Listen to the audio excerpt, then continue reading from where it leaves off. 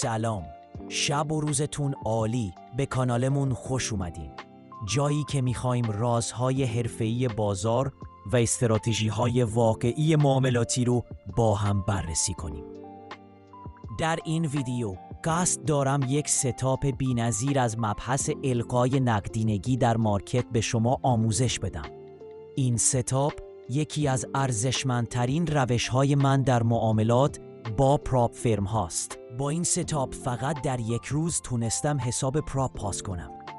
واقعاً ارزش این ستاپ بین تمام استراتژی های من خیلی بالاست. همونطور که مشاهده می کنید این ستاپ با استاپ های کوچک و ریسک کنترل شده ریوارد های بسیار جذاب و بصرفه‌ای به همراه داره. حتی بعضاً با یک پوزیشن ساده میتونه شما رو یک مرحله کامل از پراپ عبور بده. این یعنی قدرت فوق‌العاده این روش در پیدا کردن نقاط نقدینگی بازار و حرکت درست قیمت. اما نکته کلیدی اینه که اجرای صحیح این ستاپ نیاز به دانش نقدینگی و فهمیدن علت حرکت قیمت داره.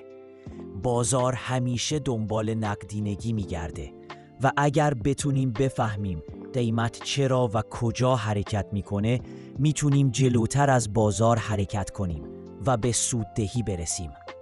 در ادامه ویدیو مرحله به مرحله این ستاپ رو باز میکنیم. نقاط ورود و خروج دقیق رو بررسی میکنیم و یاد میگیریم چطور با رعایت اصول ساده حتی در بازارهای پرنواسان از این فرصتها استفاده کنیم. پس تا آخر ویدیو با من همراه باشید چون قرار یک روش فوق‌العاده جذاب و واقعی برای شکار نقدینگی بازار یاد بگیرید.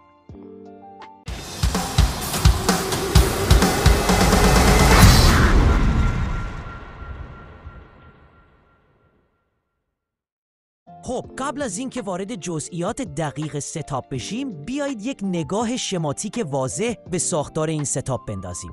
فرض کنید روند بازار صعودیه و قیمت سقف قبلی خودش رو میشکنه یا به اصطلاح BOS اتفاق میفته.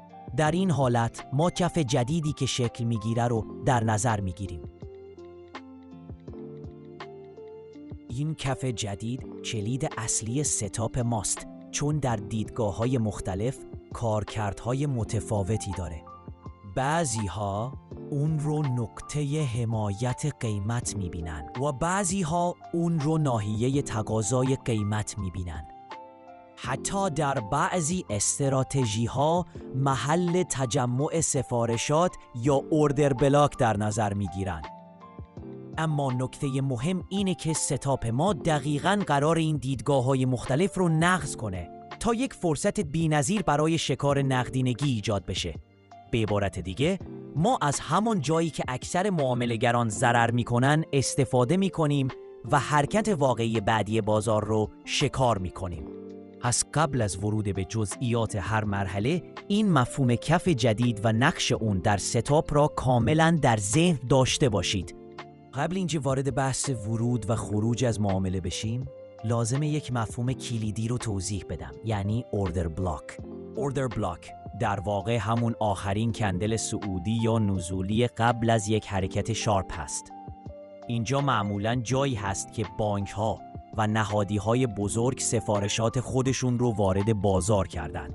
وقتی قیمت به اوردر بلاک برمیگرده معمولاً یک واکنش خیلی قوی نشون میده چون دوباره همون نقدینگی‌ها فعال میشه. در ستاپ ما هم اوردر بلاک میتونه یک نشونه قوی برای نقطه ورود دقیق‌تر به معامله باشه. مفهوم دوم FVG یا همون Fair Value Gap هست. این شکاف زمانی ایجاد میشه که بین سه کندل متوالی وسط کندل هیچ تعادلی بین خریدار و فروشنده وجود نداشته باشه و یک فضای خالی یا ناکامل روی چارت باقی بمونه. به زبان ساده FVG جاییه که بازار سریع حرکت کرده و سفارش ها پر نشده. وقتی قیمت دوباره به این شکاف برگرده خیلی وقتها همونجا یک واکنش قوی میبینیم. بنابراین ما میتونیم FVG رو به عنوان ناحیه‌ای برای ورود یا تایید ستاپ استفاده کنیم. حالا چرا این دو مفهوم مهمن؟ چون هم اوردر بلاک و هم FVG معمولاً درست همون اطراف نقاط نقدینگی شکل میگیرن. یعنی وقتی نقدینگی گرفته میشه، بازار اغلب میاد یک اوردر بلاک یا یک FVG رو تست میکنه و بعد حرکت اصلی شروع میشه. اینجاست که ما میتونیم ورود دقیق تری داشته باشیم و استاپ لاس رو خیلی کوچیک‌تر بگیریم، در حالی که تارگت هامون بزرگ باقی میمونه. خب برین سراغ یک مثال واقعی روی چارت. پوزیشنی که اول ویدیو دیدید رو براتون تشریح میکنم تا بیشتر جا بیفته. همونطور که قبلا گفتم، اول منتظر میمونیم سقف قبلی شکسته بشه یا همون BOS اتفاق بیفته.